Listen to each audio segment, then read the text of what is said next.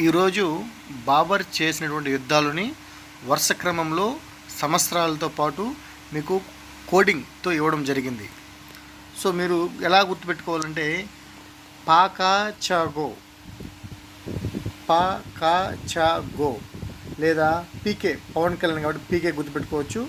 CJ అంటే పీకే అనేవాడు CG అని మీరు గుర్తుపెట్టుకున్నట్లయితే సో మీకు వరుస క్రమం వస్తుందండి.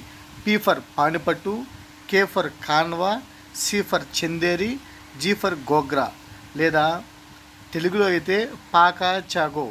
సో పానిపట్టు, కాన్వా, చందేరి, గోగ్రా. ఇయర్స్ చూసుకుంటే మీరు పాకాచాగో. సో కాబట్టి మీరు ఇక్కడ రాసుకోవచ్చు.